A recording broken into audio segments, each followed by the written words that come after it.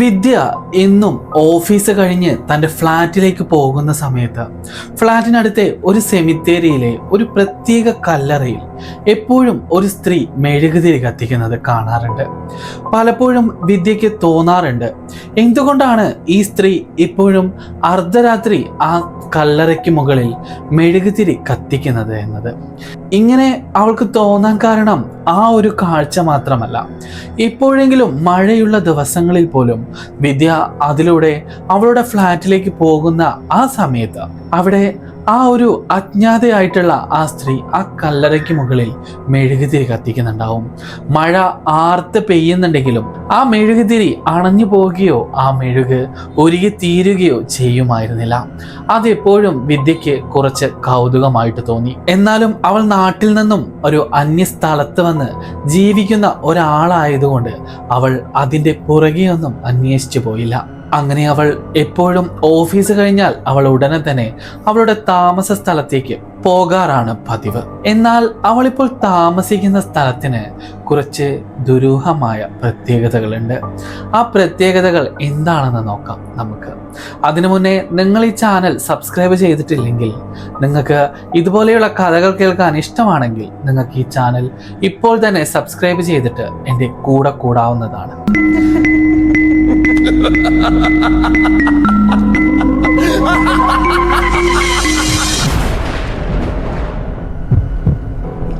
കേരളത്തിൽ എഞ്ചിനീയറിംഗ് പഠനം പൂർത്തിയാക്കിയ വിദ്യ വളരെ ഒരു താഴ്ന്ന കുടുംബത്തിലാണ് ജീവിച്ചു വളർന്നത്.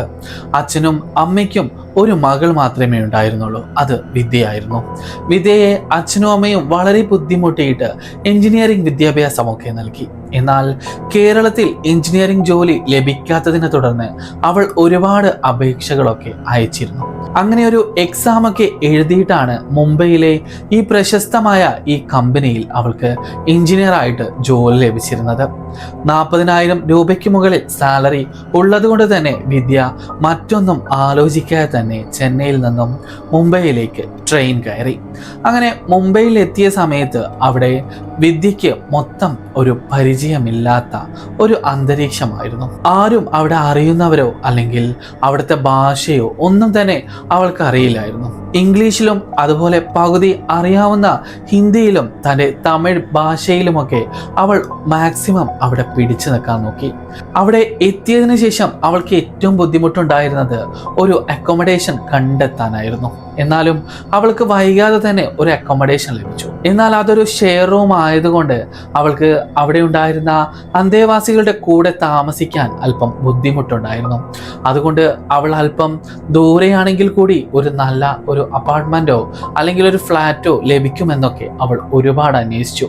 എന്നാൽ മുംബൈ നഗരമല്ലേ, അവിടെ ഒരു അപ്പാർട്ട്മെന്റ് ലഭിക്കുക എന്നത് വളരെ പ്രയാസമാണ്. എന്നത് മാത്രമല്ല, ഇനിയൊരു അപ്പാർട്ട്മെന്റ് ലഭിക്കുകയാണെങ്കിൽ അതിന് വലിയ രീതിയിലുള്ള അല്ലെങ്കിൽ അതിന് വലിയ ഭീമമായ തുക വാടക കൊടുക്കേണ്ടി വരികയും ചെയ്യും. എന്നാൽ വിദ്യ അവിടെ അടുത്ത് പരിചയപ്പെട്ടിരുന്ന ഒരു നൈബറുമായിട്ട് എവിടെയെങ്കിലും വല്ല അപ്പാർട്ട്മെന്റോ വീടോ താമസിക്കാൻ പറ്റുന്ന രീതിയിൽ ഉണ്ടെങ്കിൽ എന്നോട് പറയണം എന്ന് അവരോട് പറഞ്ഞേൽപ്പിച്ചിരുന്നു. അങ്ങനെയാണ് അവരുടെ ആ നൈബർ വിദ്യയോട് ഒരിക്കൽ ഡ്യൂട്ടി കഴിഞ്ഞ് വന്ന സമയത്ത് ഒരു ഫ്ലാറ്റിനെ കുറിച്ച് പറയുന്നത്, ഒരു അപ്പാർട്ട്മെന്റിനെ കുറിച്ച്. എന്നാൽ ആ അപ്പാർട്ട്മെന്റിൽ ധാരാളം പേർ താമസിക്കുന്ന ഒരു അപ്പാർട്ട്മെന്റ് തന്നെയാണ്. എന്നാൽ ആ അപ്പാർട്ട്മെന്റിലെ റൂം നമ്പർ 402 കുറേ വർഷങ്ങളായിട്ട് ആരും താമസമുണ്ടായിരുന്നില്ല. ആ അപ്പാർട്ട്മെന്റ് ആയിരുന്നു വാടകയ്ക്ക് വെച്ചിരുന്നത്. എന്തുകൊണ്ടാണ് അതിനകത്ത് ഒരുപാട് പേരൊന്നും താമസിക്കാത്തത് എന്നതൊന്നും വിദ്യ അന്വേഷിച്ചില്ല. കാരണം വിദ്യയ്ക്ക് ദൂരെയാണെങ്കിൽ കൂടി കുറഞ്ഞ വാടകയ്ക്ക് ഒരു വീട് താമസിക്കാൻ ലഭിച്ചു. അതുതന്നെയായിരുന്നു വിദ്യയുടെ ഏറ്റവും വലിയ സന്തോഷം. അങ്ങനെ എത്രയും പെട്ടെന്ന് തന്നെ ആ ഷെയർ റൂമിൽ നിന്നും വിദ്യ ആ അപ്പാർട്ട്മെന്റിലേക്ക് താമസം മാറി. ആ അപ്പാർട്ട്മെന്റിലേക്ക് അവൾ എത്തുന്ന സമയത്ത് അവിടെ എല്ലാത്തരം ഫർണിഷിംഗ് സൗകര്യങ്ങളും ഉണ്ടായിരുന്നു. ആരോ ഒരുപാട് കാലം ഉപയോഗിച്ചതിന് ശേഷം ഒഴിവാക്കിയിട്ട് പോയതുപോലെ ഒരു അപ്പാർട്ട്മെന്റ്. എന്നാൽ ഒരു ദിവസം ലീവ് എടുത്ത് വിദ്യ അവിടെ മൊത്തം വൃത്തിയാക്കുകയും അവിടെ അടിച്ചുവാരി അതുപോലെ അവിടെ ഉണ്ടായിരുന്ന ഫർണിച്ചറുകളെല്ലാം തുടച്ച് വൃത്തിയാക്കുകയും ചെയ്തു. അതിനുശേഷം അവിടെ അടുക്കളയിൽ പോയിട്ട് ഒരു പാലൊക്കെ കാച്ചിയിട്ട് അവൾ അവിടെ താമസം തുടങ്ങി.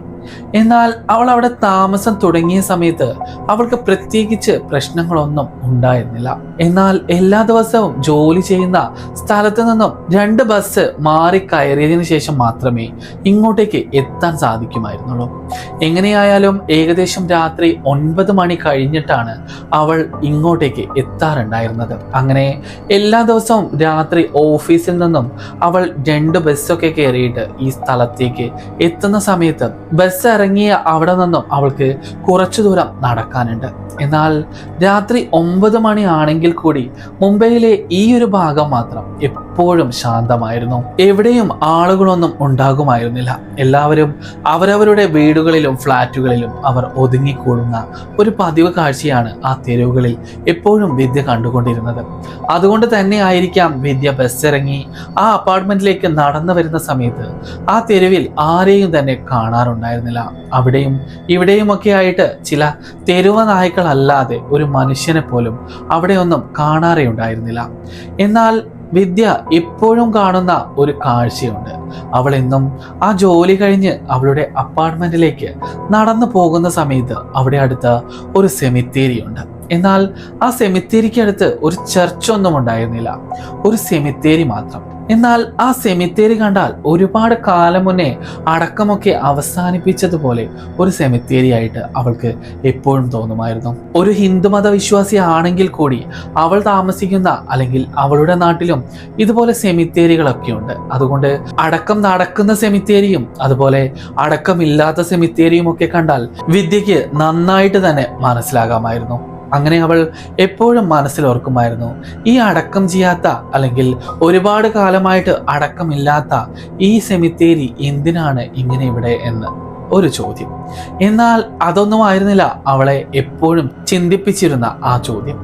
എല്ലാ ദിവസവും രാത്രി അവൾ ആ സെമിത്തേരിക്ക് മുന്നിലൂടെ വരുന്ന സമയത്ത് അവിടെ ഒരു പ്രത്യേക കല്ലറയ്ക്ക് മുകളിൽ എപ്പോഴും മെഴുകുതിരി തെളിയിക്കുന്നത് കാണാമായിരുന്നു. എന്നാൽ മെഴുകുതിരി തെളിയിക്കുന്നത് ഒരു സ്ത്രീയായിരുന്നു. ഈ രാത്രി എന്തിനാണ് ഈ സ്ത്രീ, അതും ഒരുപാട് വർഷം മുന്നേ പഴക്കമുള്ള ഈ സെമിത്തേരിയിലെ ഈ കല്ലറയ്ക്ക് മുകളിൽ മെഴുകുതിരി തെളിയിക്കുന്നത് എന്നൊക്കെ അവൾ ഇങ്ങനെ ഓർത്തുകൊണ്ടിരുന്നു. ആ സെമിത്തേരിക്ക് മുന്നിൽ എത്തുന്ന സമയത്ത് അവൾ അല്പസമയം അവിടെ നിന്നതിനു ശേഷം ആ സ്ത്രീയെ നോക്കുമായിരുന്നു. എന്നാൽ അവൾ ഈ കഴിഞ്ഞ ദിവസങ്ങളിലൊക്കെ ആ സ്ത്രീയെ നോക്കുന്നുണ്ടെങ്കിലും ആ സ്ത്രീയുടെ മുഖം ഒരിക്കലും വിദ്യ കണ്ടിരുന്നില്ല. എന്നാലും അവൾ എന്നും വരുന്ന സമയത്ത് എന്നും കാണുന്ന ഒരു തരം കാഴ്ചയായിരുന്നു ഈ സ്ത്രീ കല്ലറയ്ക്ക് മുകളിൽ മെഴുകുതിരി കത്തിക്കുന്ന ആ കാഴ്ച.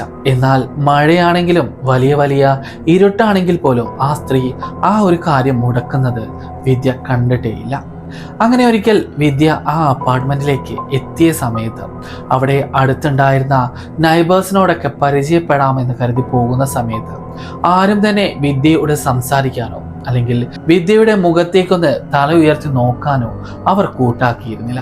വിദ്യ എപ്പോഴും ആ അപ്പാർട്ട്മെന്റിലേക്ക് എത്തുന്ന സമയത്ത് അവിടെ അടുത്തുണ്ടായിരുന്ന അപ്പാർട്ട്മെന്റിലെ താമസക്കാരെല്ലാം കതക് വലിച്ചടക്കുമായിരുന്നു. അത് എന്തുകൊണ്ടാണ് അങ്ങനെ ചെയ്യുന്നതെന്ന ചോദ്യവും വിദ്യയുടെ മനസ്സിൽ ബാക്കിയായിക്കൊണ്ടിരുന്നു. അങ്ങനെ ഒരിക്കലാണ് വിദ്യ ജോലിയൊക്കെ കഴിഞ്ഞു വരുന്ന സമയത്ത് ആ സെമിത്തേരിയിലേക്ക് നോക്കുന്നത്. എന്നാൽ അന്ന് ആ സെമിത്തേരിയിൽ വിദ്യയ്ക്ക് ആ സ്ത്രീയെ കാണാൻ സാധിച്ചില്ല. എന്തുകൊണ്ടാണ് ഇന്ന് ആ സ്ത്രീ അവിടെ ഇല്ലാത്തത് എന്ന് വിദ്യ മനസ്സിൽ എന്തൊക്കെയോ ഓർത്തുകൊണ്ടിരുന്നു. എങ്കിലും നടന്ന് അവൾ അപ്പാർട്ട്മെന്റിലേക്ക് എത്തി. അങ്ങനെ അപ്പാർട്ട്മെന്റിലേക്ക് എത്തിയ സമയത്ത് അവൾ ഫസ്റ്റ് ഫ്ലോർ കയറിയ സമയത്ത് അവിടെ ഒരു സ്ത്രീ നിൽക്കുന്നത് കണ്ടു. കയ്യിലൊരു സ്റ്റീൽ പാത്രവുമുണ്ട്. ആ സമയത്ത് വിദ്യയെ കണ്ട ഉടനെ തന്നെ ആ സ്ത്രീ വിദ്യയെ നോക്കി ചിരിച്ചു. വിദ്യ തിരിച്ചും ചിരിച്ചു. എന്നാൽ വിദ്യ ആ സ്ത്രീയോട് പ്രത്യേകിച്ച് ഒന്നും തന്നെ സംസാരിച്ചിരുന്നില്ല. എന്നാൽ ആ സ്ത്രീ വിദ്യയോട് പറഞ്ഞു, ഞാൻ എൻ്റെ ഭർത്താവിനെ കാത്തു നിൽക്കുകയാണ്, ഒരുപാട് സമയമായി കാത്തു നിൽക്കുന്നു, ഇതുവരെ വന്നിട്ടില്ല. അടുക്കളയിൽ ഭക്ഷണം വെന്തുകൊണ്ടിരിക്കുകയാണ്. ഹസ്ബൻഡ് വന്നതിന് ശേഷം ഞങ്ങൾ ഒരുമിച്ച് കഴിക്കുമെന്ന് ഒരു പരിചയവുമില്ലാത്ത വിദ്യയോട് ആ സ്ത്രീ പറഞ്ഞു. എന്നാൽ വിദ്യയ്ക്ക് ആദ്യമായി ആ അപ്പാർട്ട്മെന്റിലെ ഒരാൾ തന്നോട് സംസാരിച്ചതിനെ തുടർന്ന് വല്ലാത്ത തരത്തിലുള്ള സന്തോഷം തോന്നി. അതിനു പുറമെ അവൾ ഒരു കാര്യം കൂടെ ചോദിച്ചു, നിങ്ങൾ ഏത് അപ്പാർട്ട്മെന്റിലാണ് താമസിക്കുന്നത്? ആ സമയത്ത് ആ സ്ത്രീ പറഞ്ഞു, ഞാൻ 2nd ഫ്ലോറിലെ അപ്പാർട്ട്മെന്റിലാണ്. നിങ്ങൾ ഫസ്റ്റ് ഫ്ലോറിലെ അപ്പാർട്ട്മെന്റിലല്ലേ? വിദ്യ എന്നല്ലേ പേര് എന്നൊക്കെ അവൾ വിദ്യയോട് പറഞ്ഞുകൊണ്ടിരുന്നു. ആ സമയത്ത് വിദ്യയ്ക്ക് മൊത്തത്തിൽ ഒരു കൺഫ്യൂഷൻ തോന്നി.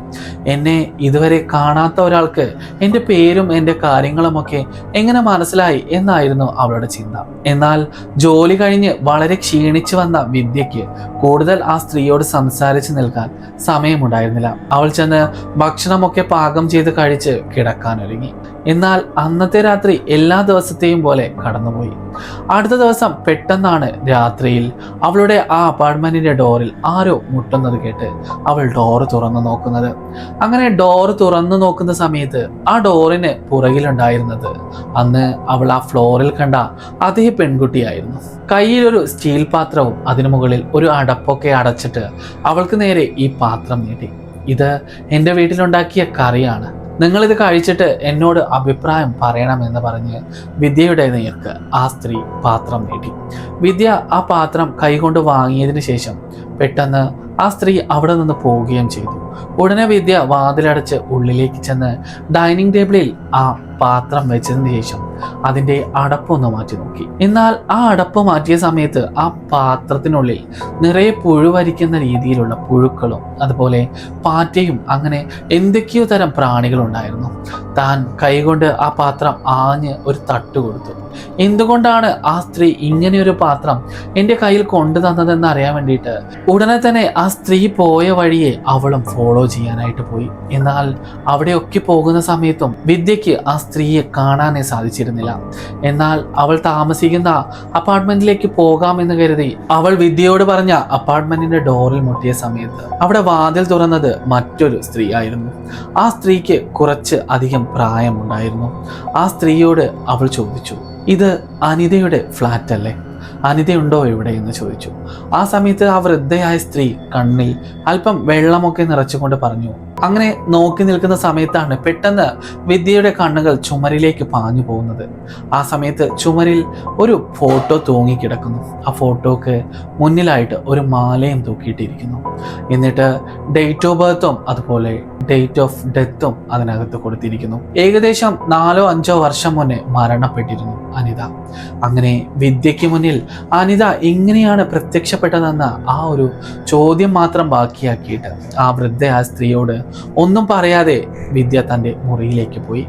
എന്നാൽ അന്നത്തെ രാത്രി വിദ്യയ്ക്ക് ഉറക്കത്തിൽ എവിടെ നിന്നോ എന്തോ വെള്ളം വീഴുന്ന ശബ്ദം കേട്ടിട്ട് പെട്ടെന്ന് ഉറക്കത്തിൽ നിന്ന് ഉണർന്നിട്ട് ബാത്റൂമിലേക്ക് പോകാമെന്ന് കരുതുന്ന സമയത്ത് അവൾ കണ്ണൊക്കെ തുറന്നു. എന്നാൽ അവൾക്ക് ബെഡിൽ നിന്ന് എണീക്കാനേ കഴിയുന്നുണ്ടായിരുന്നില്ല. ഒരു സ്ലീപ്പിംഗ് പാരാലിസിസ് ഒക്കെ പോലെ അവൾക്ക് എന്തോ ഒന്ന് അവിടെ അനുഭവപ്പെട്ടു. എന്നാൽ കുറച്ച് സമയം കഴിഞ്ഞ് അവളുടെ ആ അവസ്ഥ മാറിയപ്പോൾ അവൾ ചെന്ന് ബാത്റൂം തുറന്നു നോക്കുമ്പോൾ ആ ബാത്റൂമിൻ്റെ ടാപ്പും ഷവറുമൊക്കെ ആരോ തുറന്നിട്ടിരിക്കുന്നു. എന്നാൽ അവിടെയുമൊന്നും ആരെയും അവൾക്ക് കാണാൻ സാധിച്ചില്ല. എന്നാലും തന്നെ ആരോ ഫോളോ ചെയ്യുന്നത് പോലെയും ഇരുട്ടിൽ നിന്ന് തന്നെ ആരോ നോക്കുന്നത് പോലെയുമൊക്കെ വിദ്യയ്ക്ക് ഇടയ്ക്കിടയ്ക്ക് തോന്നിക്കൊണ്ടേയിരുന്നു. എന്നാൽ ആ രാത്രി എങ്ങനെയെങ്കിലും കടന്നു കിട്ടണമെന്ന് വിദ്യ ദൈവത്തോട് പ്രാർത്ഥിച്ചു കൊണ്ടിരുന്നു. എന്നാൽ ആത്മാക്കൾ അങ്ങനെയൊന്നുമല്ല. ആത്മാക്കൾ അവരെ പിന്തുടരുക തന്നെ ചെയ്യും. പ്രത്യേകിച്ച് വിദ്യയെ പിന്തുടരുന്നതിൽ ഒരു കാരണവുമുണ്ട്. അന്നത്തെ രാത്രി വീണ്ടും വിദ്യ കിടക്കയിലേക്ക് പോകുന്ന സമയത്ത് വീണ്ടും അതുപോലെ തന്നെ ബാത്റൂമിൽ നിന്നും വെള്ളമൊഴുകുന്ന ഒരു പ്രത്യേക ശബ്ദം കേട്ടു. പതിയെ എഴുന്നേറ്റ് വിദ്യ പേടിയോട് കൂടിയിട്ട് ആ ബാത്റൂമിൻ്റെ വാതിൽ തുറന്ന സമയത്ത് പെട്ടെന്ന് അവിടെ ഒരു സ്ത്രീ നിൽക്കുന്നു, അതും ആ ബാത്റൂമിൽ. അങ്ങനെ അവൾ ലൈറ്റിട്ട് നോക്കുന്ന സമയത്ത് അത് അനിത തന്നെയായിരുന്നു. കുറച്ചു ദിവസം മുന്നേ അവൾ ഫസ്റ്റ് ഫ്ലോറിൽ കണ്ട അതേ അനിത തൻ്റെ കയ്യിൽ സ്റ്റീൽ പാത്രവുമായിട്ട് നിൽക്കുന്നു. എന്നിട്ട് അനിതയോട് ചോദിച്ചു, നീ എൻ്റെ ഭക്ഷണം കഴിച്ചോ? എങ്ങനെയുണ്ട്, നിനക്ക് ഇഷ്ടമായോ എന്ന്. ആ സമയത്ത് വിദ്യ പേടിച്ച് വിദ്യക്കിനി എന്ത് ചെയ്യണമെന്നറിയാത്ത രീതിയിലുള്ള ഒരു അവസ്ഥയായിരുന്നു. നീ എങ്ങനെ അകത്ത് കയറി? ഞാൻ വാതിലൊക്കെ അടച്ചിരുന്നല്ലോ, പിന്നെയും നീ എങ്ങനെയാണ് ഇതിനകത്തേക്ക് കയറിയതെന്ന് ചോദിക്കുന്ന സമയത്ത് അവളുടെ കൺമുമ്പിൽ നിന്നും അനിത അപ്രത്യക്ഷമായി. എന്നാൽ അടുത്ത ദിവസം അവൾ നേരെ ചെന്നത് ആ അനിത താമസിച്ചു എന്ന് പറയുന്ന ആ ഫ്ലാറ്റിലേക്കായിരുന്നു. ആ ഫ്ലാറ്റിലേക്ക് വിദ്യ എത്തിയ സമയത്ത് അവിടെ നടന്ന കാര്യങ്ങളൊക്കെ ആ വൃദ്ധയായ സ്ത്രീയോട് പറഞ്ഞു. ആ സമയത്ത് ആ സ്ത്രീ പറഞ്ഞു, അനിത 4 വർഷം മുന്നേ മരണപ്പെട്ടതാണ്. അനിത ആ റൂമിലേക്ക് അല്ലെങ്കിൽ റൂം നമ്പർ 402 വരുന്നുണ്ടെങ്കിൽ അവിടെ അതിന് ഒരു കാരണമുണ്ട്. അവൾ ഇവിടെ താമസിക്കുന്ന സമയത്ത് അവളെ ഏറ്റവും പ്രിയപ്പെട്ട ഒരു സുഹൃത്തായിരുന്നു അന്ന് ആ ഫ്ലാറ്റിൽ താമസിച്ചിരുന്നത്. അവളുടെ മരണശേഷം ആ സുഹൃത്തിന് ഇതുപോലെ തന്നെ ചില അനുഭവങ്ങൾ ഉണ്ടായതുകൊണ്ട് അവളെ ആത്മാവിനെ ഭയന്നുകൊണ്ട് ആ സ്ത്രീ ഈ ഫ്ലാറ്റ് ഉപേക്ഷിച്ച് പോവുകയായിരുന്നു എന്ന്. അതിനുശേഷം ഈ ഫ്ലാറ്റിലേക്ക് ആരും തന്നെ താമസിക്കാനായിട്ട് എത്തിയിട്ടില്ല. ഒരുപാട് വർഷങ്ങൾക്ക് ശേഷം ആദ്യമായിട്ടാണ് ഒരാൾ ഇങ്ങോട്ട് താമസമാക്കുന്നത്, അതും നിങ്ങൾ. ഇനി ഞാൻ എന്ത് ചെയ്യണമെന്ന് ആ സമയത്ത് വിദ്യ ചോദിച്ചു. അപ്പോൾ ആ വഴിയെ കാണുന്ന ശവക്കല്ലറ ആരുടേതാണെന്ന്. അത് അവളുടെ കല്ലറ തന്നെയാണ്. ഒരുപാട് വർഷം മുന്നേ അടക്കം നിർത്തിയ ആ സെമിത്തേരിയിൽ തന്നെ അവളെ അടക്കാൻ വേണ്ടിയിട്ട് ഇവിടുത്തെ പ്രധാന കാർമ്മികത്വം വഹിക്കുന്ന ഇവിടുത്തെ ഒരു പ്രീസ്റ്റ് തന്നെയായിരുന്നു അന്ന് നിർദ്ദേശിച്ചത്. അതുകൊണ്ട് തന്നെയായിരുന്നു അടക്കമൊക്കെ നിർത്തിയിട്ടും ആ സെമിത്തേരിയിൽ തന്നെ അടക്കം ചെയ്തത് എന്ന് പറഞ്ഞു. ഇതുകൂടി കേട്ടതോടെ വിദ്യയുടെ കാലിനടിയിലെ മണ്ണ് ഒലിച്ചു പോകുന്നത് പോലെ തോന്നി. ഇനി എന്ത് ചെയ്യണം എന്നറിയാത്ത പോലെ. എന്തായാലും ഒരു ആത്മാവ് കാരണം അവൾക്ക് അവിടെ നിൽക്കാൻ സാധ്യമല്ല. കാരണം അവൾ അത്രയ്ക്കും ഭയന്നിരുന്നു. എങ്ങനെയെങ്കിലും ഈ ഫ്ലാറ്റ് വിട്ടു പോകണം എന്ന് കരുതിയിട്ട് തന്നെ അടുത്ത ദിവസം തന്നെ ആ ഫ്ലാറ്റ് ഒഴിഞ്ഞ് വിദ്യ മുംബൈയിലെ ടൗണിലേക്ക് തന്നെ പോയി. ആദ്യം അവൾ താമസിച്ചിരുന്ന ആ ഷെയർ റൂമിലേക്ക് തന്നെ പോയി. എന്നാലും അവൾക്ക് ഇടയ്ക്കിടയ്ക്ക് അവിടുത്തെ കാര്യങ്ങളൊക്കെ ഓർമ്മകളായിട്ട് തികട്ടി വരുമായിരുന്നു. അന്ന് രാത്രി അവൾ കണ്ട ആ കല്ലറയ്ക്ക് മുകളിൽ മെഴുകുതിരി കത്തിക്കുന്ന ആ സ്ത്രീയെയും സ്റ്റീൽ പാത്രവുമായി പിടിച്ചു നിൽക്കുന്ന അനിതയുടെ ആത്മാവിനെയുമെല്ലാം അവൾ ഇന്നും മറന്നിട്ടില്ല. മുംബൈയിലെ ജോലിയൊക്കെ അവസാനിച്ച് നാട്ടിലിപ്പോൾ വിശ്രമിക്കുന്ന വിദ്യ എന്നോട് ഈ കഥ പറയുന്ന സമയത്ത് വിദ്യ ശരിക്കും ഫീൽ ചെയ്തിട്ട് തന്നെയായിരുന്നു ഈ കഥ മുഴുവനായിട്ട് എന്നോട് പറഞ്ഞിട്ടുണ്ടായിരുന്നത്. എൻ്റെ ചില സങ്കല്പങ്ങളും അതുപോലെ എൻ്റെ ചില പൊടിക്കൈകളും ഉപയോഗിച്ചിട്ട് ഞാൻ ഈ കഥയിൽ ചില മാറ്റങ്ങളൊക്കെ വരുത്തിയിട്ടുമുണ്ട്. ഇതുപോലെയുള്ള റിയൽ ആയിട്ടുള്ള അനുഭവങ്ങൾ അതുപോലെ കഥകളൊക്കെ നിങ്ങൾക്ക് കേൾക്കാൻ ആഗ്രഹമാണെങ്കിൽ നിങ്ങൾക്ക് ഈ ചാനൽ സബ്സ്ക്രൈബ് ചെയ്തിട്ട് എൻ്റെ കൂടെ കൂടാവുന്നതാണ്.